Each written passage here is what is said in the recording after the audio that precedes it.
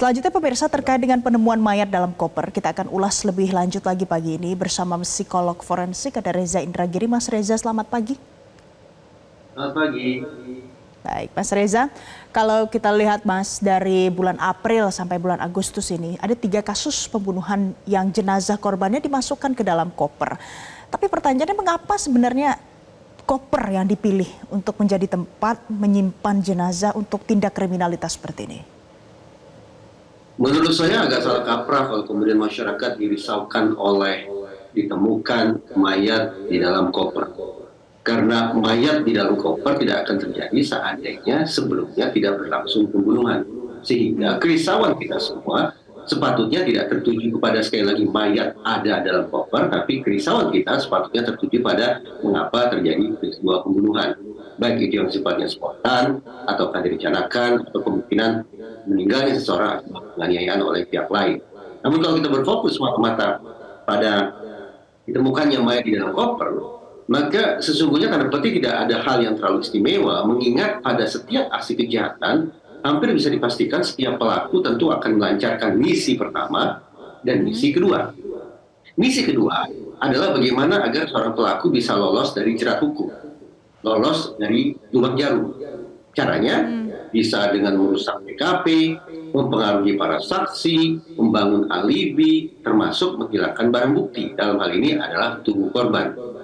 Memindahkan tubuh korban barangkali tidak mudah, apalagi ketika pelaku bukan orang yang profesional, dalam pengertian bukan orang yang memiliki riwayat melakukan kejahatan sedemikian rupa.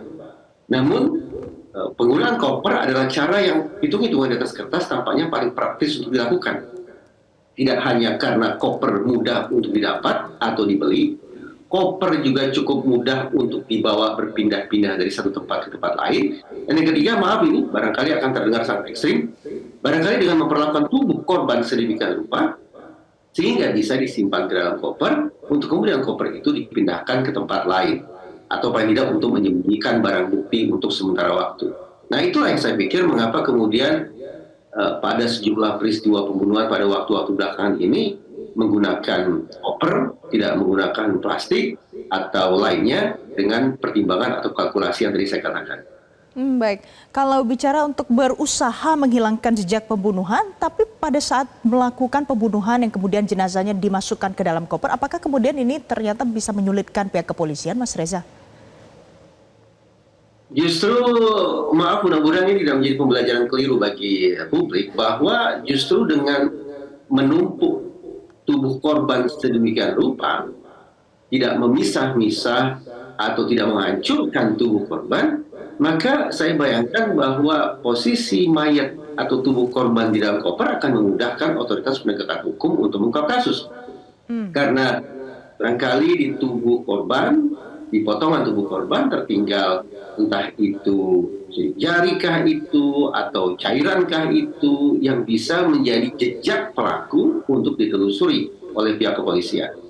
Sehingga betapapun memindahkan atau menyimpan tubuh korban terkesan gampang untuk dilakukan, namun di balik hal yang terkesan gampang itu sesungguhnya pelaku tidak sungguh-sungguh sedang berupaya menghilangkan barang bukti dengan pengertian menghilangkan jejak kejahatan yang sudah dilakukan.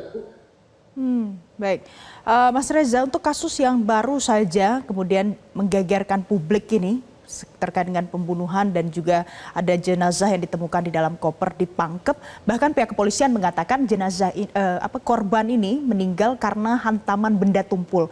Pada saat ada pelaku yang tega atau sampai hati melakukan hal itu kepada korbannya, apakah ada yang salah atau ada yang janggal dengan psikologisnya?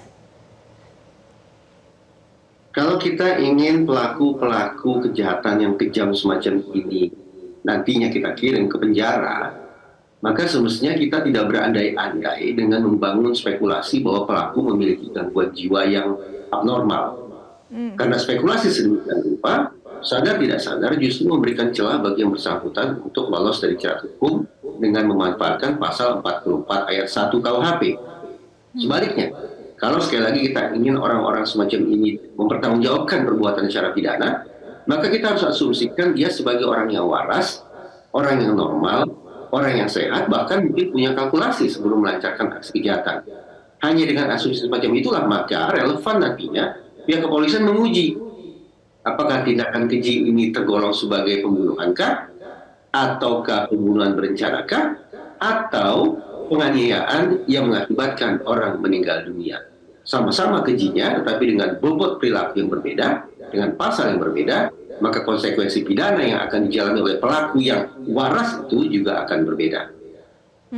Pada saat sudah berencana ke depannya akan memasukkan jenazah ke dalam koper, apakah itu bisa dikategorikan ini masuk ke dalam pembunuhan berencana, Mas Reza?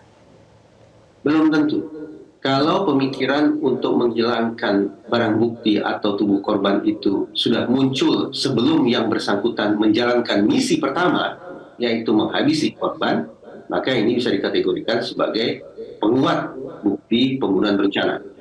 Tapi kalau pemikiran tentang menghilangkan tubuh korban, mencari koper dan sejenisnya baru terpikir pasca yang bersangkutan melancarkan aksi kejinya tersebut, maka belum tentu ini merupakan bukti penguat sudah terjadi pembunuhan berencana. Misalnya, anggaplah ada dua pihak yang konflik, yang kemudian terjadi benturan sehingga satu pihak sebetulnya tidak punya niatan untuk membunuh, tapi tindakan kekerasan yang dilakukan sedemikian hebat yang mengakibatkan lawan tandingnya meninggal dunia.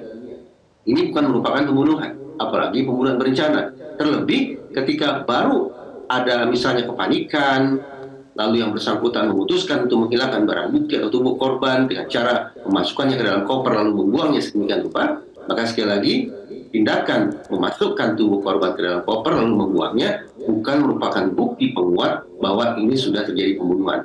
Tetap merupakan penganiayaan yang mengakibatkan orang meninggal dunia, namun dengan modus menghilangkan tubuh korban dengan cara memasukkannya ke dalam koper. Baik, jadi modus dimasukkan ke dalam koper ini belum tentu merupakan pembunuhan berencana. Mas Reza, kalau kita lihat kasus yang ada modus memasukkan tubuh korban ke dalam koper ini terjadi beberapa kali dalam 3-5 bulan terakhir. Sebenarnya kalau modus seperti ini di Indonesia apakah sudah lama, sudah ada begitu Mas Reza? Sehingga saya dulu ya pada kasus Rian di Depok yang kemudian kita kenal sebagai penjagal dari Jombang itu. Sehingga saya yang bersangkutan juga berupaya menghilangkan barang bukti atau tubuh korban dengan cara memasukkannya ke dalam koper. Pada waktu-waktu sebelumnya walaupun tidak menggunakan koper tapi juga dengan menggunakan benda yang difungsikan untuk menyimpan tubuh korban juga sudah ada. Teringat oleh kita misalnya sekian puluh tahun silam kasus yang menggegerkan jagat ibu kota Jakarta, yaitu kasus Pesona 13 karena ditemukan sebuah jasad yang terpotong atau termutilasi menjadi 13 bagian yang kemudian dimasukkan ke dalam kardus lalu diletakkan di salah satu jalan protokol di ibu kota Jakarta.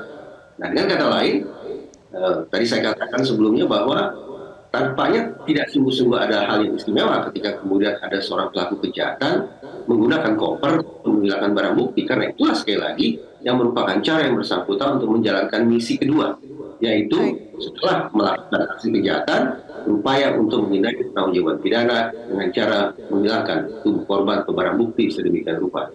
Baik. Jadi ini adalah bagian dari bagaimana rencana pelaku berusaha untuk menghilangkan jejak kejahatan yang sudah dilakukan. Tapi mudah-mudahan ini tidak menginspirasi masyarakat, tapi malah jadi pembelajaran ya Mas Reza ke depannya supaya jangan lagi ada kasus-kasus pembunuhan seperti ini. Terima kasih Mas Reza Indragiri sudah bergabung bersama kami memberikan perspektif baru di Selamat Pagi Indonesia.